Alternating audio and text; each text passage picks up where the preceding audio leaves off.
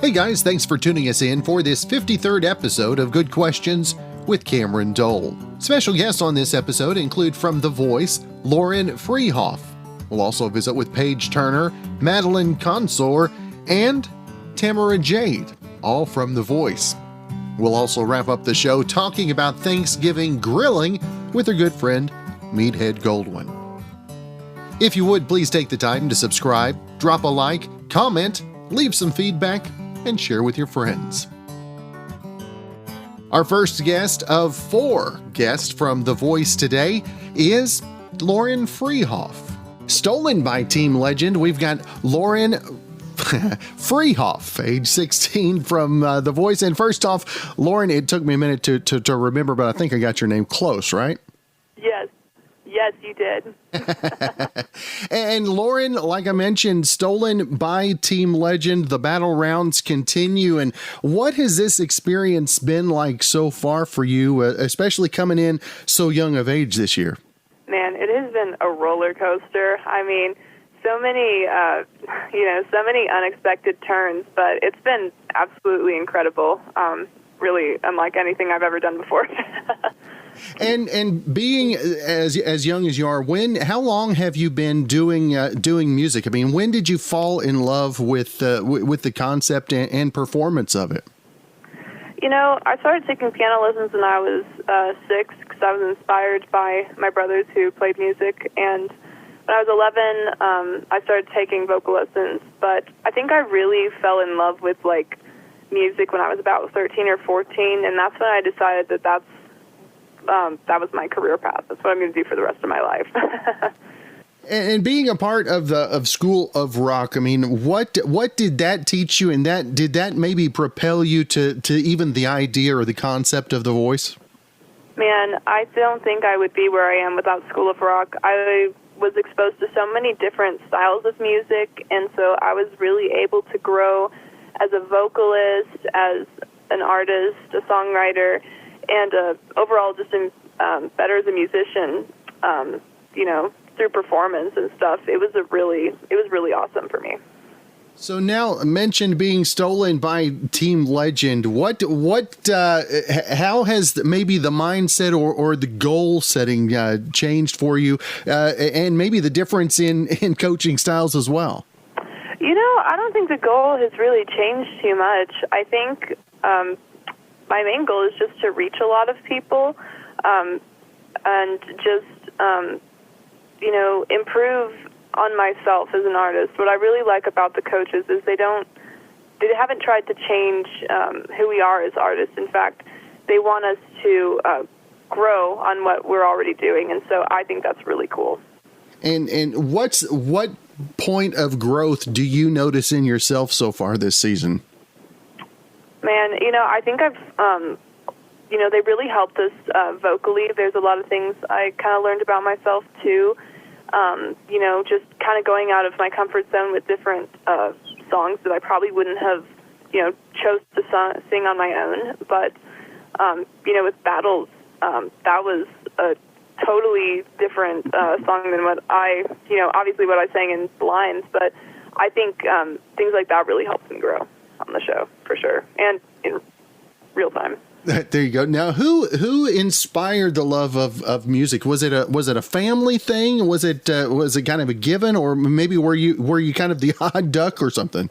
I think my family definitely inspired me. My brother Nathan played guitar, and my brother Losha played piano, and so I was always going to their recitals growing up, and so I was like, I want to do that. That looks like so much fun. And my parents were always playing music on the radio, classic rock, and so I grew up with a lot of music around the house. There's always music playing, so I think that's what kind of helped me decide that this is what I want to do, And this season being as different as it is, and there's not quite the person to person as much as there have been in seasons past. Do you think that has been maybe a benefit for you this time around? Man, I don't know what to compare it to, honestly, but I think that I still think that we've been able to meet other people. You know, we've been able to get to know other people. I've made a lot of lifelong friends, and I also, I got to make a lot of connections. And so I think that I still got the full experience anyway, but it was just really amazing as a whole. There you go. Now, Lauren, if folks want to keep up with everything you've got going on and social media wise and on the show, where's the best place for folks to keep up? Man, okay. So my Facebook is Lauren Frihauf Music. You can also find me on Instagram. I'm pretty active on there, Lauren Frihauf. And if you like Twitter, I've been doing that recently. So my handle is Libra Lauren. There you go. Well, Lauren, it has been great to visit with you, and continued successes on the season, and hopefully we can catch up again real soon. Absolutely. Thank you so much for having me. Our next guest from The Voice, Madeline Consoer. First off, Madeline, thank you so much for taking the time. Of course. Thank you for having me. Now, the Voice, kind of a surprise how music came back into your life, wasn't it, Madeline? Yes, I definitely. So the initial audition for The Voice was in January, before the coronavirus and the pandemic happened and everything. And I kind of just, when everything shut down, I kind of just put it aside. I'm like, I don't know, if this is probably going to go through, because nothing is happening right now. And then I got the call, and I was like, oh shoot. Okay, let's go. So it was exciting, and it was a relief, and it's kind of cool to be able to do this and bring the joy kind of back onto television after it had been gone for so long. So it's kind of cool. It's definitely a blessing. Now, has things being kind of everybody kept separate so much, do you think that has maybe helped you a little bit here in the early going? Yeah. Okay. Yes, definitely. I really think that as sad and like as hard as this pandemic has been for, music is kind of like the thing that's like the light. And I think it always is, but I think it really has been something that can help a lot of people. Just kind of like, get away for a second or forget for a minute. And I definitely, with this pandemic, I sat down and kind of rethought what I was doing with my career, as it was. And I got to write a ton of songs because I had the time. And, I was just talking about this earlier, like the way that we perform has changed because, the glitz is gone and the glam and the lights and the crowds is gone. It's all stripped away. So it's just the artist and their guitar or piano or whatever, and they're just singing and trying to connect with their fans and their audience through a screen. And there's something so magical about just an artist singing because they love it. And, I kind of think that all of us musicians have grown just a little bit because we were forced to, just like you said, look more inward and, really think, why am I doing this? Why do I do this? And I think it's kind of cool.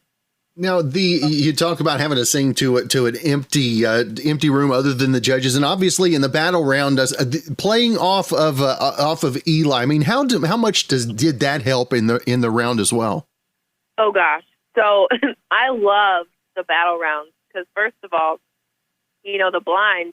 You're walking onto that stage alone and you're singing for your life and you're like, I blacked out. But, the battles, it was almost a little bit easier because you had someone else with you, singing with you. And what I love about the battles as well is you and the person you're singing with, they want the best for you as well. And you want the best for them. So it was like singing with a friend on stage for the coaches. And it was just such a cool experience because I'd look at Eli and smile, and then I'd look over at Kelly and smile, and then back to Eli, and then look at Gwen. And it was so fun. And it was probably like, I don't know, all these performances are my favorite, but that was like one of my top 5. It was like such a blast to sing with Eli. And when it came down to the judges' pick for Kelly to have such a tough choice as well, I mean, obviously that shows the talent level on this season's The Voice as well. Yeah, I definitely am lucky to be able to work with any of these artists. Man, they're all so stinking talented. It's crazy. And Eli especially, he's so good. He's so talented. And he's such a team player and so kind and sweet because, Kelly handed us this song that is completely out of my comfort zone. I'm a country artist, and I'm singing Christina and in Spanish. So I was like, oh, my gosh. And then, I asked him the next day, I said, hey, would you want to teach me the Spanish? I think that would be really cool and, inclusive. He's like, absolutely, here.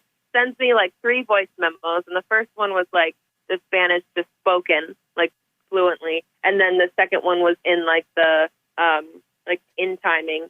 And then the third one, he sung it. And so I remember walking around the hotel just trying to learn the Spanish over and over and over and looking like a crazy person speaking out loud to nobody. But, he is such a team player to do that because he could have said no, that's going to make it too easy or too hard for her to pick you over me or something like that. You know what I mean? But no, he was no, let's do it. This will be cool. This will be teamwork. It'll be fun. And it was great. It was so fun to practice that song with him every day. I loved it. Now you talk about stretching your comfort zone, obviously, with that one. What's the biggest thing that you have learned about yourself thus far being on the new season? Wow. I have definitely learned that I have a bigger range vocally than I thought. Because there were a couple high notes in that battle that I didn't know that I could do, and then we were in the practice room, and I was like, "Hey, what if we do this?" And then I was like, "Holy cow, that came out of my mouth!" I'm like, "Okay." And then definitely, range and genre. I sing everything anyways. Being a performer on Broadway, we get requested every single song under the sun, but I didn't know that I could.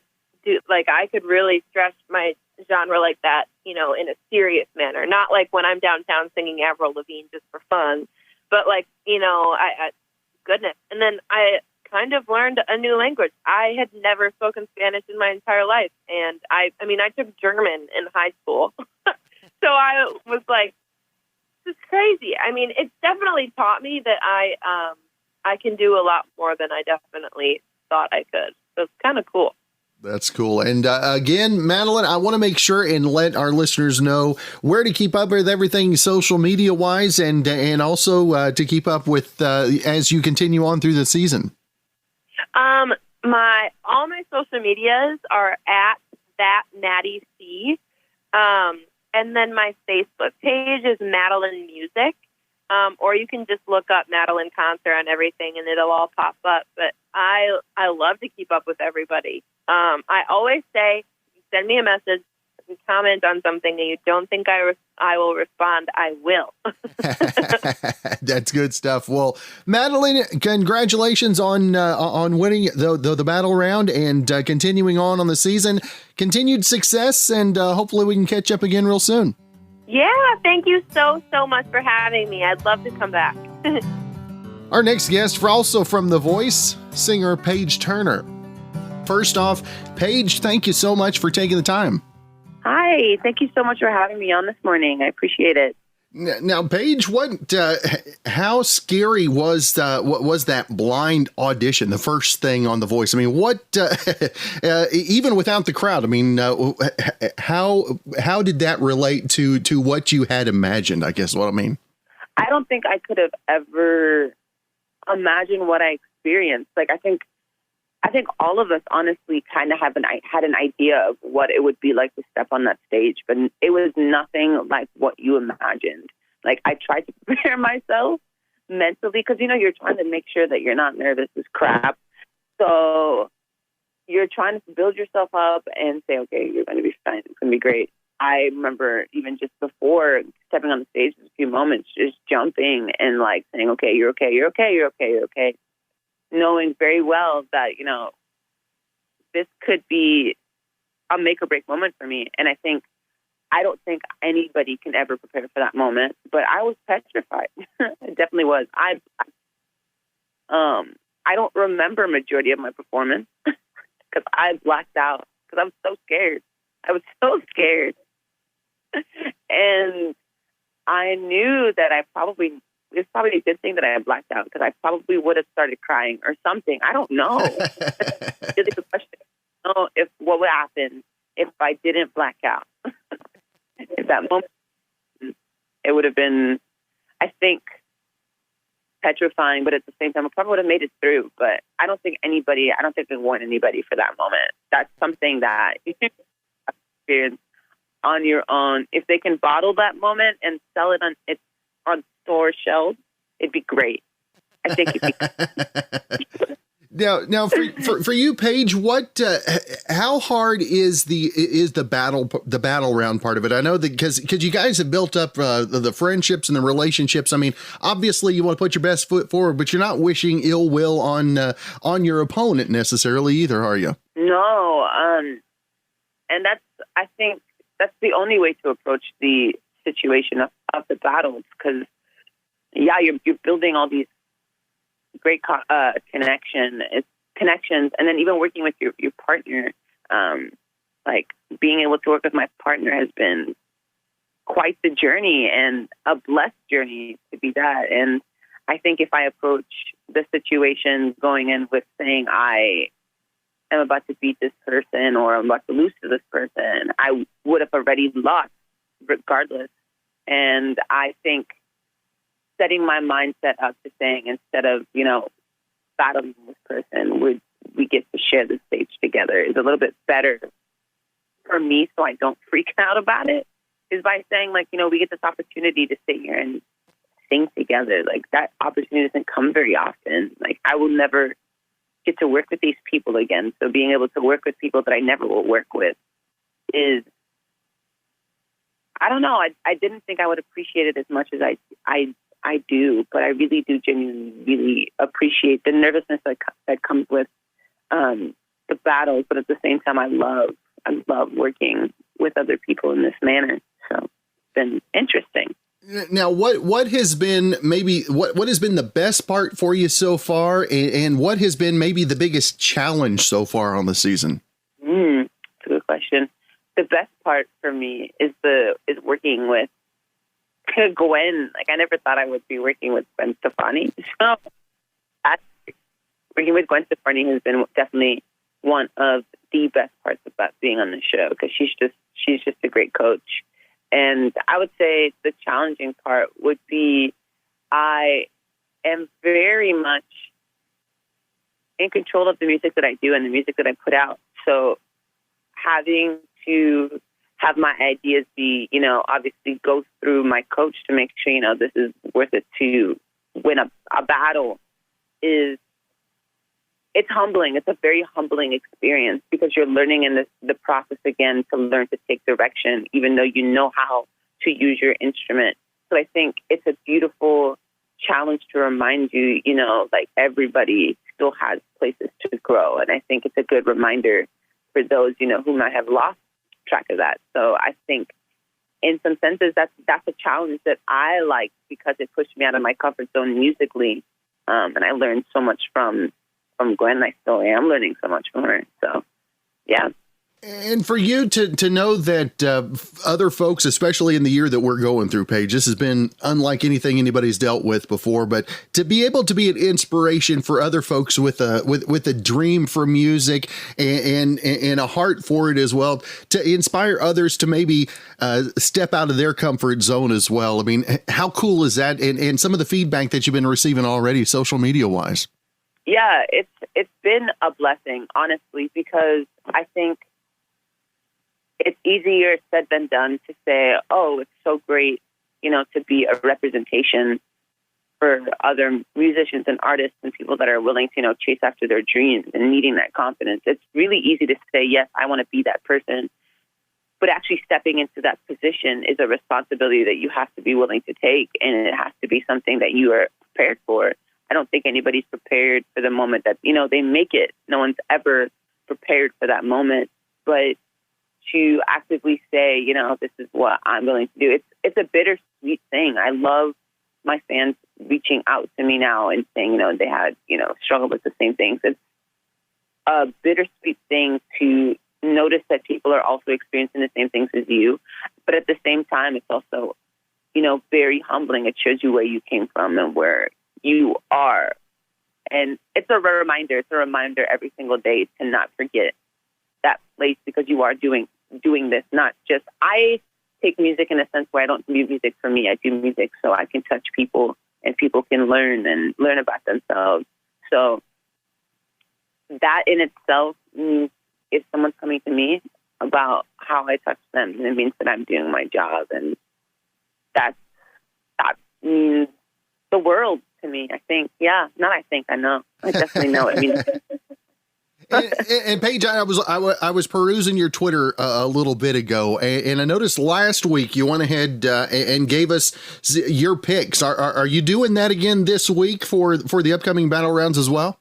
I think I might do that. I'm thinking I just get lost in the entire experience, because this is the first time getting to hear each other, and I'm such a bad tweeter, so I try to keep up with it, and I try to keep up with the Twitter, but I am awful at it, and I'm not afraid to say that I'm awful at tweeting. When Twitter came out, I was in middle school, and it was new, and you just tweeted it. It was like journaling, but now it's not that, so I don't know how to handle it. That's awesome. Now, Payge, if folks do want to see your attempt at tweeting, where can they keep up with you? Yes, on my Twitter account, it's at Turner_Payge. Or if you just want to see me act like the clown, my Instagram is a great place for it too. It's Payge Turner Music. All right. Well, both places are clowns. So there you go. That's awesome. Well, Payge, it's been great to visit with you this morning. Continued success, and hopefully we can catch up a little later in the season. Yes, thank you so much for having me. And our final guest from The Voice is Tamara Jade. First off, thank you so much for taking the time to be on the show. Thank you for having me. I'm really excited to be here. Now, Tamara, where did the love of music for you first originate in your heart? My love for music came right in my home. My mom was the music director at my church growing up. All of my brothers and I are all musicians. We sang together as a family. We still sing together. So it started right in my home. I was just born into a musical family. And where has been the pinnacle before coming to The Voice? What was maybe the biggest vocal accomplishment that you'd had coming in, if you would? I think for me, I have two. Definitely the Zac Brown Band. I got to do 2 spot dates with him back in 2015, and that gave me the bug, the arena bug. I'd never sung in such a big stadium before, and I'd gone to the Nat Stadium a bunch of times for baseball games, and they were not nearly as packed as they were for the Zac Brown Band. So that was where I got bit by the bug, and I would say last year, in 2019, I got to do the VMAs with Lizzo, and that was the best experience. Other than this, now that has topped all of that. But that was a really great experience because it really freed me to realize that there are jobs and there are platforms that are going to invite you and not just tolerate you, invite you because of all of the things that other people may not appreciate about you. My size, my skin color, my hair texture, my height, all of those things were a plus now for me getting the job. So I would say that was probably the pinnacle before The Voice. And how do you think all of these steps in previous, especially, it seems like each one is a step forward, a step up, and prepared you for what you're going through on The Voice this year? It's so beautiful to look at it like that. But what you guys don't see is it's a step up and lots of valleys in between, right? There's lots of, I didn't get paid from the VMAs till like 2 months later. So I was extremely broke that whole time. I then went on tour with Corey Henry and the Funko Pops, and I started that tour with like $150 in my bank account. So I would be irresponsible if I did not acknowledge that it's not just those stepping stones that get me to where this is. It's the valleys too. You know, it's the dark places too that I've had to learn how to come out of and pick myself up out of to get to the next step. So I would say both of those things together feel like a step in the right direction. And it's crazy because in the moment it doesn't feel like a step in the right direction. It feels like failure. But then, you know, the light comes on and it's like, oh, that's why it had to happen that way. So anybody who is chasing any dream, I want you to know that it's not always just going to be one good thing to the next. There's lots of things that happen in between, and sometimes they don't feel good, but it's all good. That's right. And how much has your faith helped you, like you said, in those low spots? Because, yeah, you have immense highs and then those lows. I mean, obviously there's got to be some help there as well. Absolutely. My faith is what just keeps me going, and not just my faith in God, but my faith in myself, my faith in the work that I've spent my life doing. And not only that, but just, you know, staying connected to my family, to my friends. I can't quit even if I want to at this point. I have tried, and they will not let me. There was a time when my father fell ill and had a stroke, and I was going to move home, and he said, no, you will not. You will stay in New York. I'll be fine. Your brother will help take care of me. You have a job to go do. So between my family and my faith and my friends, well, 3F right there. Come on, alliteration. Family, faith, and friends, everybody. Those are the things that really I hold on to and keep me going. And how cool is it, especially the year that we're all going through? I mean, 2020, and for you to be able to be an inspiration, maybe put that smile on somebody's face that's going through, well, 2020 days. It means the world that God would entrust me with that responsibility, because I think collectively we can all agree this is probably the worst year of everyone's life. And so to be chosen and to be trusted to be one of the people to help bring some joy and inspiration to people is such an honor. And I'm so grateful to God that he even tapped me on the shoulder and thought that he could trust me with the task. And I hope I make him proud. I hope I do bring those smiles to people's faces. I hope I do make them feel like they can believe again, because hope is not something that costs any money. Hope is something that you use your heart capital to tap into. And so I hope I'm giving people some capital for their hearts. There you go. Now you talked about singing in the full arenas with the Zac Brown Band. Now, how crazy was it going up for the blind audition to an empty room, if you will?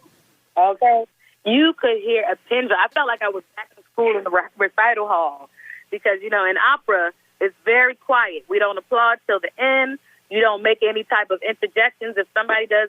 You know how Kelly Clarkson's like, yeah, so John Legend's like, sing that song. Oh, honey, that doesn't exist in opera. So in the beginning, you could hear a pin drop. And I sang a song that I start out. So literally, my voice was the only thing that pierced the silence. And that was a big responsibility that I knew I could take it on. And so it was definitely different, but it was almost like more intimate. I felt like I could feel the coach's energy a lot more. And even the people in the screen, you can see their reactions. We couldn't hear them, but you could see them reacting as they listened and as they enjoyed. So it's different. The energy is not the same as, an arena or a festival or even a nightclub. But it's still there. And you can tell that people are just grateful for music again, for live music again.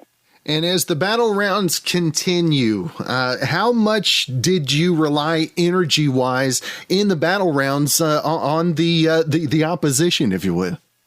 We made sure that we sat down and we had a subtext or a purpose for what we were singing behind the lyrics of the song. Every song has, sometimes literal meanings and obvious meanings, but we made sure that we had a connection over what we believed we wanted to approach the song with, and we kind of decided to focus on the things that made us similar than the things that made us different, because, it would have been easy for me to say, well, she's young, she's pretty, she's got probably a lot more life to live, and it'd been easy for her to say, well, that girl's been doing this a long time, and she has way more experience than me.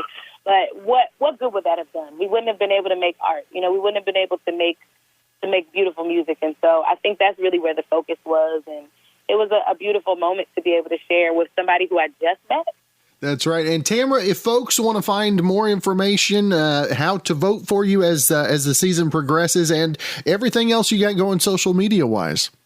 Well, make sure you tune in tonight for the knockout rounds. We begin the knockout rounds, so we get to see who's going to the live shows, who's going to the playoffs. So make sure you tune in NBC tonight. Check your local listing.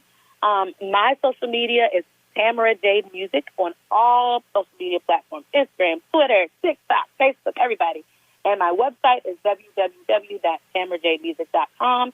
And lastly, I have music available on all streaming digital platforms. So go ahead and type in Tamara Jade. I have an EP called Self-Aware. I think you'll love it. And I wrote a song in quarantine called Better for this moment right here. So I'm everywhere you want to find me. There you go. Well, Tamara, it has been great to visit with you.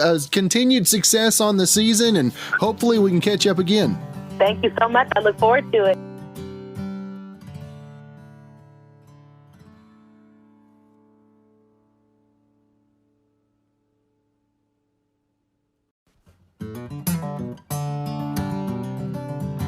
All right, guys. Well, our final guest on the podcast on this Monday is a monthly guest, and I call him a friend as well.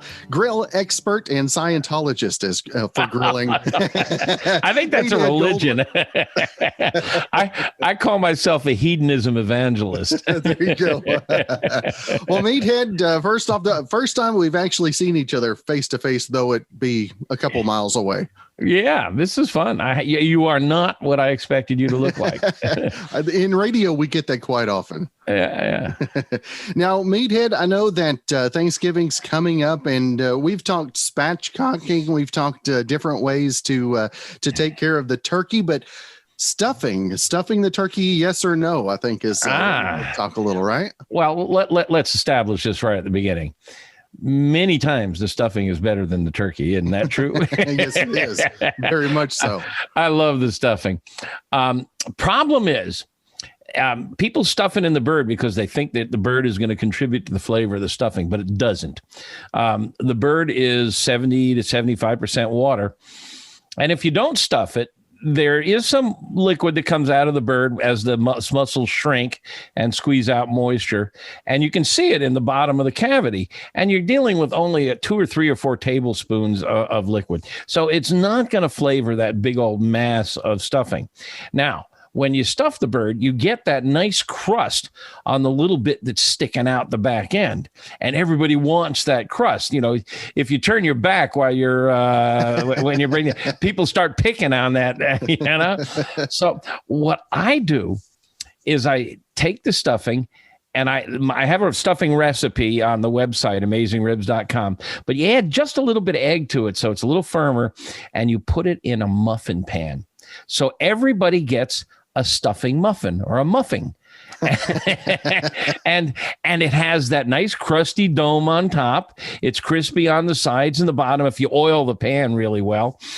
So everybody gets an exact portion and gets the exact same amount of crusty crunch. Now, there's a new technique that I was thinking about trying. I haven't done it yet, so I can't endorse it wholeheartedly, but I'll bet it works. And that is, put it in a waffle iron. Put a ball of stuffing in the waffle iron and crisp the exterior. I've talked to a couple of guys who've tried it, and they say it's fantastic. Huh. Never even considered that. No. Well, the crispy stuff, man. I'm just a sucker for anything crispy. But there's another reason not to stuff the bird. And that's really important, and it's basic physics, really.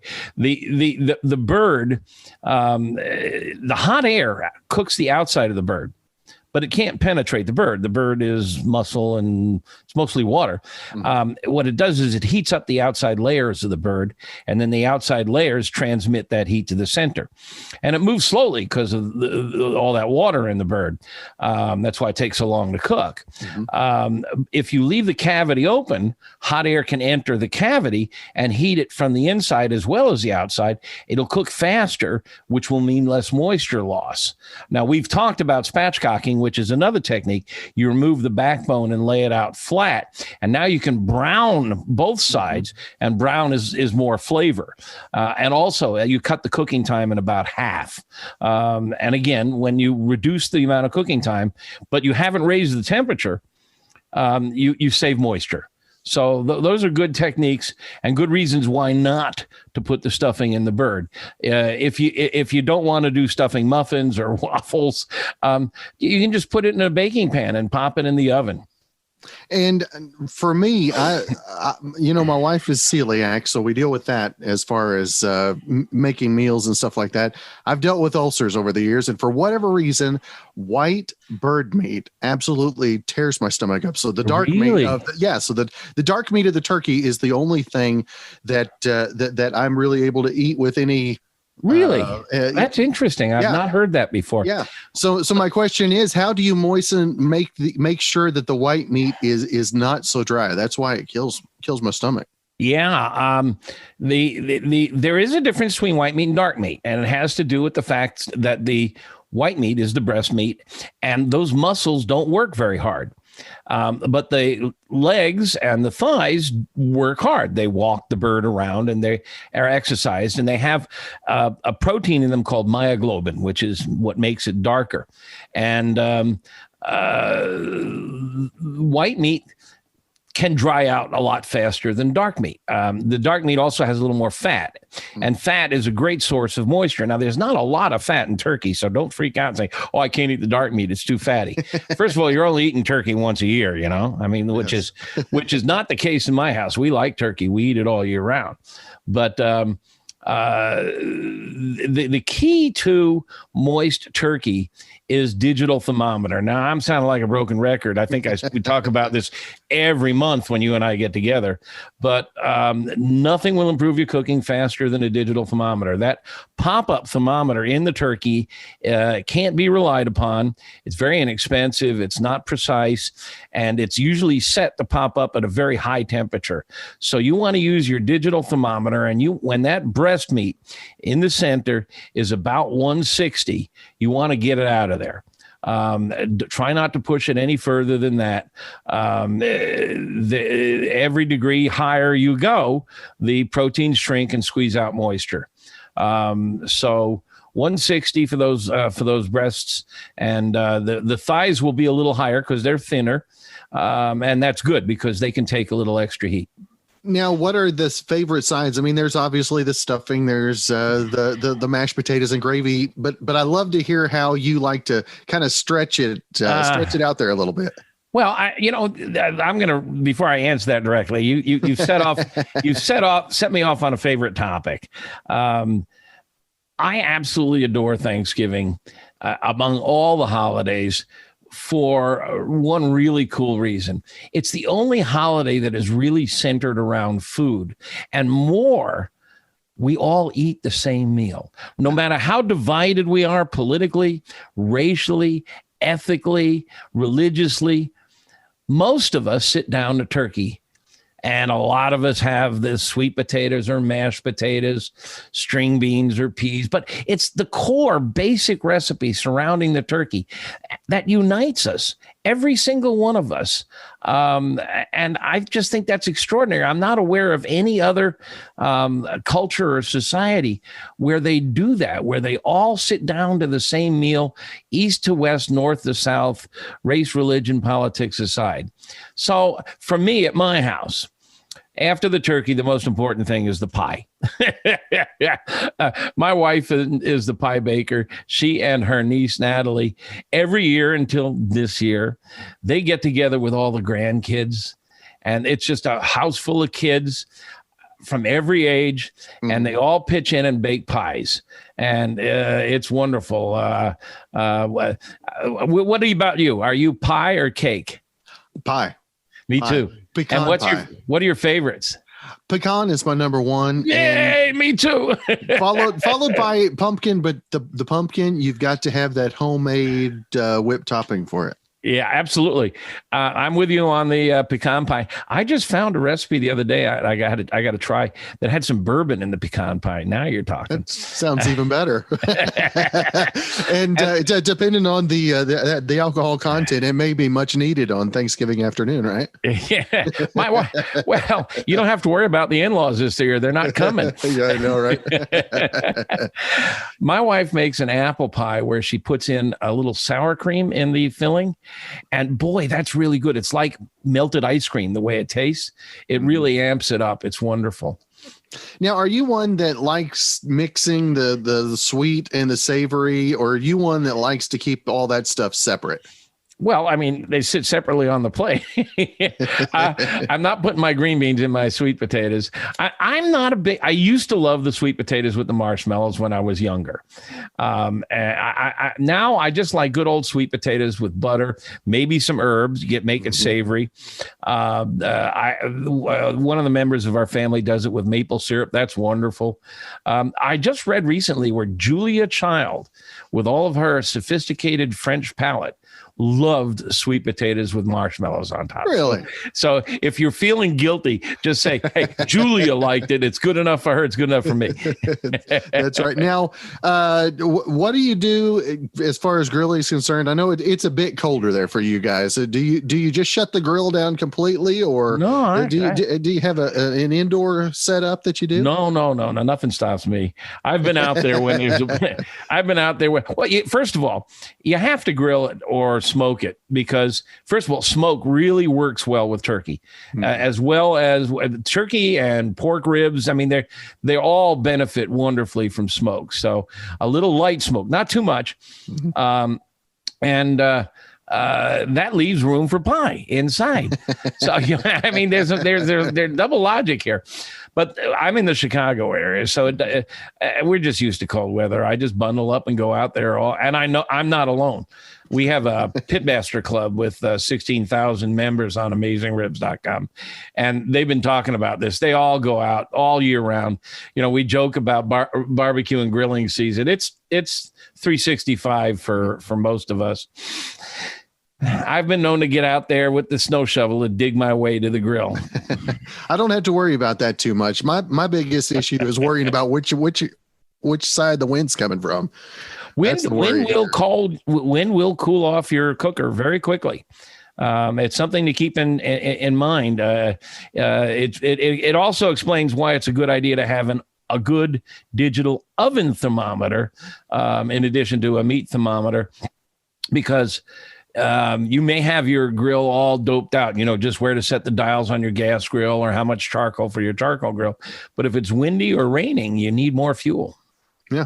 And I wonder, do you know where I could find information about some of those thermometers? At AmazingRibs.com, we have an electrical engineer who actually tests thermometers. We have special tools, equipment, gadgets that he uses to test how accurate they are and how fast they work. And we have about 200 thermometers tested and rated and reviewed. We don't sell one of them. We just review them. We'll link it to where you can go buy them. Or if we can't get a link, we'll send you more. All the information's there. And this is detailed. I mean, really thorough reviews by an electrical engineer. So go to AmazingRibs.com, and there's a search box. Put in how much you're willing to spend, and pick one that win either a platinum or a gold medal. Those are our top 2 awards. Run the search, find something, either order it online or from your store. All right. And well, you just did the intro into AmazingRibs.com. Be sure to check that out. And Meathead, are you working? Did you tell me you might have a new book in the works? Is that something you're thinking about? God, will you quit torturing me? I know. Yes, I did a book back. Came out in 2016. And it's still clipping along. It's almost 250,000 copies now, which is just tremendous for a cookbook. Most cookbooks have 10, 20,000 copies. And I am working on on another one, and it's really cool. And it's pretty close to finished, but not quite. With luck, it'll be out in spring 22. All right. All right. Well, we look forward to that. And I think it was when the first one came out was when we first met up. I think so. Yeah. When this one comes out, talking since. When this one comes out, remind me, and I'll send you a handful of copies to give to your readers. All right. Or to your listeners. I'm sorry. I have readers. You have listeners. That's right. Well, Meathead, it is always good to visit with you. I wonder, are we going to talk? Actually, I guess we could talk a little bit about both going towards Christmas, about some maybe some grill gift ideas and some Christmas gifting and some grilling ideas as well. Well, let's talk about gift ideas. Yes, absolutely. Next month. All right. Well, Meathead, always good to visit with you, my friend, and happy Thanksgiving. And we'll talk to you next month. Thanks again for joining us for this 53rd episode of Good Questions with Cameron Dole. If you ever have a comment, question, or anything else you'd like to know, you can find me on Instagram, Twitter, and Facebook at GQ with Cam. If you'd like to help out in the funding for this podcast, feel free to click the support tab and follow the instructions. If you have a special guest idea, email me gqwithcam@gmail.com. We'll be back with episode number 54 coming up tomorrow.